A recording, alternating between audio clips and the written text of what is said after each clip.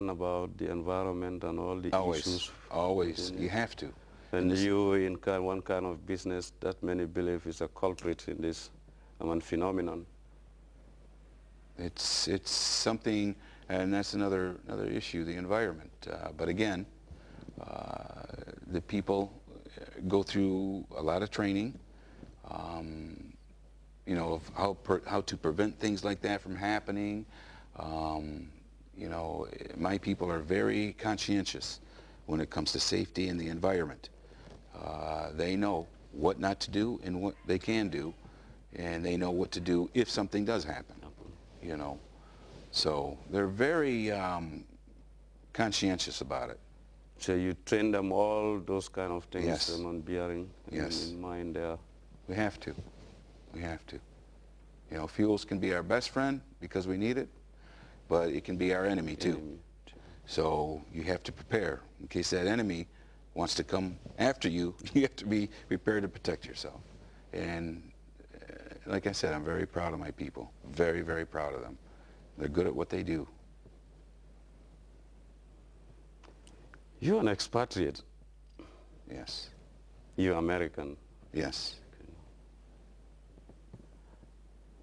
You like the life of an expatriate, or you would have preferred? You know, they always say there's no place like home, you know, but the Gambia is my home. It's my second home. I've traveled the world and I've met a lot of people, but this country's different. You know, I love this country. I love the people in this country. There's not a day I go by, like a Gambian, the saying they have, the smiling coast, is very true. Very, very true. I have a lot of very good Gambian friends. They'll come over for dinner or whatever, and we'll go out and do things, and they've helped me out a lot. It seems to have some emotional attachment to this country. I do. I have a lot to this country. I love this country. It's very peaceful. It's stable. We have a great president who cares for his people, who loves his country. So, and that makes me proud. You know, I tell a lot of people I'm a lucky man. You know, I serve under two great presidents, the President of the Republic of Gambia and the President of the United States. And they're both great leaders, and I'm proud of that, very proud of that. And this country does. It has a special place in my heart. If I could stay here, I would stay here for as long as they would let me. You've been here for a number of years now, taking a closer look at this country. In your opinion, what do you think the future holds? You're talking about a dynamic leadership. You're talking about a great people. Great Do people. we assume that? I see nothing but positive things happening. As an American, that's what I see. Like I said, you have a great leader. You have great people. Great location for a lot of good things happening, and they're happening now. So yeah, the Gambia is a very special part in my heart. I love the people.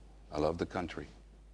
And I'll stay here as long as the Gambian people and His Excellency, the President, accepts me to stay here, I will stay here.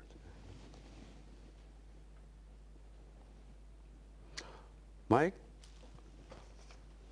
how integrated are you in the society itself? How often do you go out? Do you meet people? All the time. Sociable? I'm a very, Cabe, I'm a very simple person.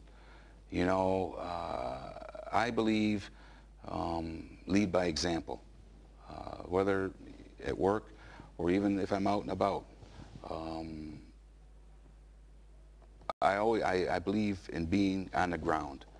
Even at work, I'm always out with the workers, always, because your best knowledge comes from these people, because they're hand in hand with what's going on and what they're doing. So you're not desk bound? No, I don't believe in that. I do not believe in that. I am hands-on. I have to be out with the people. I have to know what's going on at all times. And you know, I've learned a lot from the Gambian people, and I'm hoping they learned a lot from me As well. You know. It's give and take. Exactly, exactly. So, but yeah, I go out to dinner, meet people, and I'm very down to earth. But is there anything that you would want to change about this country or its people? Hopefully, no. You know, like I said, I love this country. I see nothing but positive things, and I'm here to help. If I can help in teaching, I'll do it. I want to do it because it's a beautiful country. It's a very, when I got off the plane, when I first got here in this country. This was back in 2000 and? June of 2008, still during the construction phase.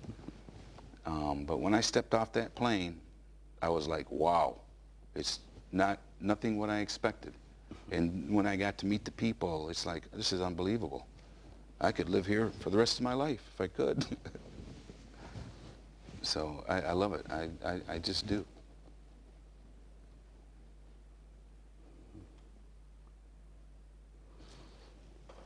Well, so but again, coming back to business, you say you train Gambians, hands-on. Probably for the long term, you need the institutions on the ground here to train Gambians, the kind of skills, because this is a fast-growing industry.